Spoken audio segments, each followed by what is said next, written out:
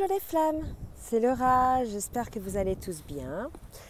Nous sommes le mercredi 15 juillet et je suis en vacances. J'ai cela dit une petite canalisation à vous faire passer. Voilà, donc sans support de carte, juste en canalisation. Donc les messages que j'ai eus en fait vont plutôt dans le sens du lien. Vers les retrouvailles pour certains et la réunion pour d'autres. Il y a une idée d'une séparation ou d'une distanciation qui a été mise en place, nécessaire pour que tout le monde, que ce soit le masculin ou la féminine, puisse travailler de son côté à, je dirais, la création de sa réalisation en définitive pour être sur son chemin d'âme. Il y a une idée pour une féminine de s'être positionnée, on l'avait vu plus ou moins dans les guidances de cartes, une féminine qui s'est positionnée, qui a décidé quelque part de mettre, je dirais, des distances, une certaine... une distance mais sans coupure réelle, je dirais, puisque au niveau énergétique c'est quand même le lien est très très présent. Donc si distance il y a, c'est-à-dire retard pour des nouvelles ou bien absence de nouvelles ou bien nouvelles épisodiques, voilà, vous prenez par rapport à votre cas personnel, bien sûr c'est général. En tout cas, ce qu'on m'a dit, c'est que cette séparation est quelque part l'ultime séparation. Elle va concerner, je dirais, les couples de flammes jumelles qui finalement n'ont jamais eu véritablement de séparation franche. C'est-à-dire qui ont eu des séparations mais pendant lesquelles il y avait encore quelques nouvelles prises de contact et autres. Voilà. Donc véritablement là cette séparation est mise en place pour que l'un et l'autre, aussi bien le masculin que la féminine, se rendent compte de la place que prend l'autre dans sa vie, se rendent compte de l'importance que l'autre a dans sa vie. Il y a une idée aussi de s'apercevoir du vide finalement, de ce vide que l'absence de l'autre génère. Voilà. Et en fait on m'a demandé de mettre l'accent sur ce vide. Visiblement un vide qui, si chacun de nous remonte un petit peu dans sa mémoire, lorsqu'il était enfant, a déjà connu ce vide. Cette impression que quelque chose lui manque, que quelqu'un lui manque, cette impression de jamais être complètement, je dirais, complet, vous voyez. Comme l'idée d'un enfant qui va dire à ses parents, mais où est mon jumeau ? Et avec, voilà, je ne suis pas tout seul en fait, normalement, on est deux, vous voyez. Il y a cette idée-là. Donc ce manque que traîne finalement, si vous vous souvenez, par rapport, je dirais, aux souvenirs que vous avez pu ressentir, ce manque en fait d'être toujours quelque part à la quête de cet autre qui, en définitive, va vous combler. C'est une histoire d'un puzzle, voilà, deux puzzles qui s'emboîtent. Il y a une histoire d'être comblé énergétiquement. La présence de l'autre suffit, je dirais, pour quelque part se sentir complet. Vous voyez, il y a cet état de béatitude en définitive que l'on retrouve quand on est avec l'autre. Et cette absence de l'autre, là, en ce moment, pendant cette séparation, il y a des gens qui vont passer en vélo, je crois. Mais écoutez, cette absence de l'autre, en définitive, nous fait nous rendre compte finalement de la place que prend notre jumeau, notre jumelle dans notre cœur, mais non seulement dans notre cœur, dans nos énergies, dans notre quotidien, vous voyez. Voilà. Excusez-moi, je suis en train de boire, j'ai soif. Donc là, je suis au bord de la mer, c'est super. Je ne sais pas si vous voyez au loin. Il y a la mer. Je me suis abritée du vent parce que franchement, sinon, on n'aurait rien entendu. Donc l'idée de se souvenir qu'en définitive, cette absence que l'on a toujours reconnue, même sur laquelle on n'arrivait pas à dire deux mots, finalement on la ressent aujourd'hui. Et il y a comme un tilt qui se fait, qu'en définitive c'est la présence de notre autre, de notre jumeau, de notre jumelle, qui comble ce vide. Donc déjà, il y a une prise de conscience par rapport à ça au niveau énergétique. Même, je dirais, pour ceux qui sont plus ou moins dans le déni du lien, d'accord, du lien d'âme. Il y a cette idée de comprendre que finalement, sans l'autre, même si on a accès à sa complétude, à la réalisation de soi, il y a quand même cet autre qui est toujours là, qui nous manque. Hein. On peut être dans la complétude, ça ne veut pas dire plus rien ne nous manque, hein, on n'a plus de sentiments ou quoi que ce soit. Non, non. On peut être dans la complétude, être bien avec soi-même, mais ressentir le manque comme un parent peut ressentir le manque de son enfant lorsque son enfant part plusieurs mois, quoi. Vous voyez? Voilà, donc il y a cette idée-là, véritablement, cette chose-là, je dirais, à prendre conscience. Ok, et se dire aussi que quelque part, cette séparation, c'est aussi un cadeau. Ça permet effectivement à chacun de nous remettre à notre place, de nous prioriser, de nous mettre, je dirais, au-dessus de la pyramide et de faire les choses en conscience pour soi. Il y a aussi l'idée qu'on ressent, que ce soit les masculins ou la féminine, dans cette absence de l'autre, on ressent aussi énergétiquement énormément des émotions qui, bien, parfois semblent ne pas nous appartenir. C'est-à-dire, on va passer d'un état à l'autre émotionnel et là on se dit waouh, j'étais bien tout à l'heure, j'étais gaie, j'étais légère et là mes vibrations ont baissé d'un seul coup, je me sens lourde, je sens une tristesse en moi, je sens une tension, voilà. Donc ça c'est quelque chose d'assez fréquent aussi que l'on peut vivre pendant la séparation, puisque quelque part c'est au niveau énergétique la communication va continuer. Et il peut aussi se mettre en place la télépathie. Alors, peut-être certains se sont rendus compte aussi que pendant cette séparation d'avec son autre, donc je parle de ces séparations qui vont concerner les couples de flammes jumelles qui n'ont pas vraiment eu de séparation franche. Là, c'est une des premières vraiment franches. Ah, je ne sais plus ce que je voulais dire. Bon, bah, ça me reviendra tout à l'heure. Ouais, là, je vois plus trop. Je ne sais plus. M'aidez, s'il vous plaît. Donc cette idée, voilà, que le temps est là en définitive pour nous faire travailler, que certes ça peut être souffrant, mais que voilà, il est là aussi pour nous repositionner, nous remettre au centre de notre énergie, arrêter de tout le temps focaliser sur son autre, que ce soit côté masculin ou côté féminine, et de prendre voilà, le recul sur sa vie, se dire mais voilà, où en suis-je là aujourd'hui dans ma vie, qu'est-ce qui me convient plus, quelle direction je prends. Je sens que cette rencontre a bouleversé quelque part ma vie, m'a remis sur mon droit chemin. J'ai des changements à mettre en place, donc peut-être que cette séparation est aussi l'occasion, vous voyez, de mettre ces changements en place, en définitive. D'accord ? Et puis c'est effectivement dans cette séparation-là qu'on repense un petit peu aussi à tout ce qui s'est passé, tous ces schémas qu'on peut avoir nous, des schémas répétitifs.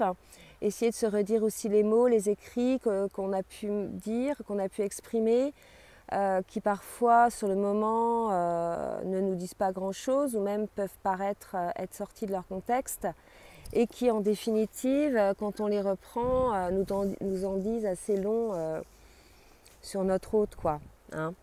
Et oui, ce que je voulais dire aussi, c'est que vous avez pu vous apercevoir aussi que pendant cette séparation-là, contrairement aux autres, quelque part, notre connexion au divin est plus lente à venir, demande un travail, je dirais, en conscience, alors qu'auparavant, on pouvait être direct connecté au divin. Et là, voilà, on a aussi une coupure plus ou moins importante avec le divin. Donc, est-ce que ce n'est pas pour justement, en étant coupé de son hôte, coupé du divin, que l'on puisse véritablement se centrer sur soi? Il y a une idée d'ancrage, vous voyez, à acquérir, une idée de prendre sa place. Là, on est en train de préparer, si vous voulez, les bases de la maison, là, les bases de la construction. Vous voyez ce que je veux dire? On ne construit pas une maison, un mur avec des pierres malades, d'accord? On construit des murs avec des pierres saines. Mais là, il y a cette idée de construire pour la communauté, pour le lien, voilà, par rapport à son jumeau ou à sa jumelle, et pour cela de devoir effectivement guérir ces blessures qui restent. Pour ceux qui ne voient pas de quoi on parle, ça va être les blessures de l'âme, ça peut être des blessures de trahison, de rejet, d'abandon. Voilà, plusieurs blessures que l'on peut avoir, il y en a 5 principales. que l'on doit travailler pour pouvoir revenir délesté de cette blessure lorsqu'on va revoir son autre, puisque aujourd'hui ce lien va vers son renforcement. La place de l'ego n'a plus lieu d'être dans ce lien-là. C'est voilà, place à l'amour inconditionnel de soi-même, de son autre, place à la foi, à la confiance. Et aussi, vous voyez, cette séparation nous fait comprendre aussi que face à nous-mêmes, on ne peut avoir que la foi, que c'est ça qui nous porte, qui nous permet d'être dans des vibrations hautes. C'est vrai que lorsque l'on a des mauvaises pensées, voilà, on est plutôt dans des vibrations assez basses. Et lorsque l'on reprend foi, on est galvanisé. Vous voyez ce que je veux dire? Voilà. Donc grosso modo, excusez-moi, je bouge. Grosso modo, voilà un petit peu les messages que j'ai eus depuis ces 2 derniers jours.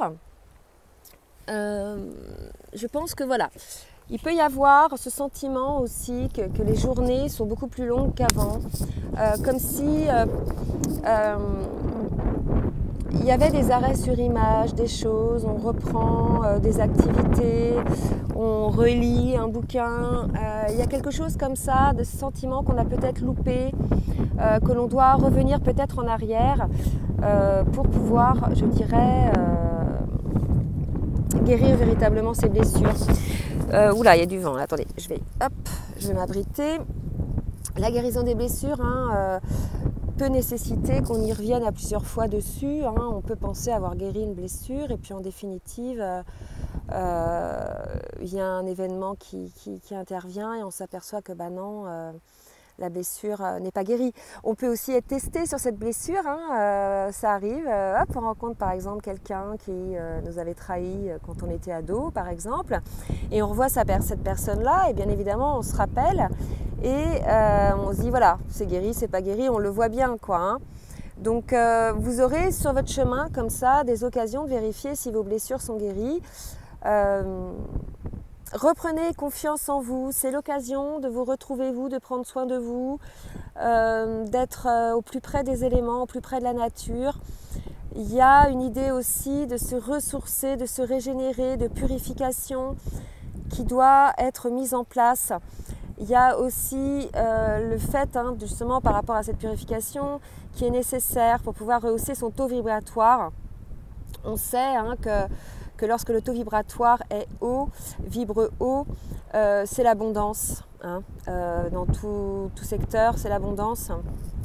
Et qu'au contraire, lorsque le taux vibratoire est bas, on va avoir des embûches sur embûches sur embûches. Donc faites très très attention à vos pensées. Ayez des pensées positives, constructives. Ne vous auto-sabotez pas, franchement. De toute façon, vous serez remis à l'ordre sur le droit chemin si vous vous auto-sabotez. Et ça vaut autant pour le masculin que pour la féminine. Le masculin, l'auto-sabotage, c'est à ne pas être dans sa réalisation de soi, se sacrifier et voilà, vouloir contrôler un petit peu tout, même ce qui ne va pas dans le sens de son cœur ou de son âme. Et la féminine, c'est plutôt le sacrifice, à ne pas mettre de limites, à accepter pour certaines un petit peu trop de choses, mais par son entourage, pas uniquement par son masculin. Voilà, il y a cette idée-là de reprendre sa juste place, de dire stop, là maintenant, je fais un petit reset, c'est le reset là, d'accord? On a été poussé par ça, par les lunes, par les éclipses, par les énergies.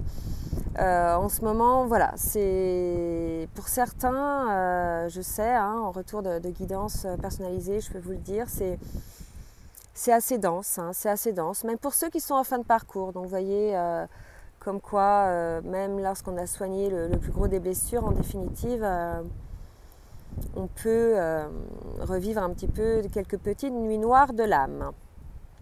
Voilà, donc ne désespérez pas si vous êtes dans la nuit noire de l'âme, si vous êtes véritablement voilà, au plus bas énergétique, rehaussez progressivement votre taux vibratoire, faites-vous plaisir, mangez ce qui vous plaît, allez vous baigner, allez dans la nature, voyez, écoutez de la musique qui rehausse le taux vibratoire, allez dans des endroits très très fort en énergétique.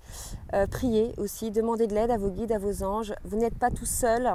d'accord? On est guidé, on a été guidé sur son chemin et on continue à nous guider sur ce chemin.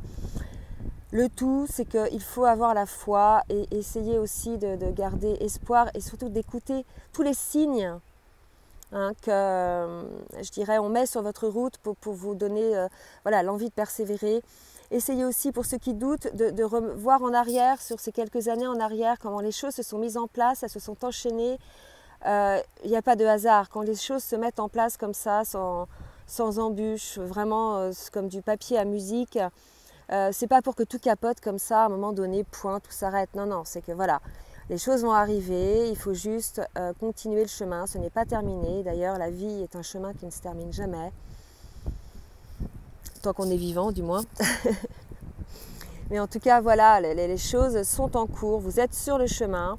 C'est juste qu'en ce moment, ça drache un peu, machine à laver, essorage 1400 tours minute, mais bon, c'est comme ça. Voilà les flammes, j'espère que cette petite canalisation vous a aidé. Ressourcez-vous, pensez à vous, aimez-vous, entourez-vous de belles énergies, prenez soin de vous, de ce qui vous entoure, de votre environnement, de votre famille, de la terre, de la nature, de l'eau. Voilà, je vous embrasse bien fort et je vous dis à très bientôt pour une guidance au Descartes. Bisous bisous.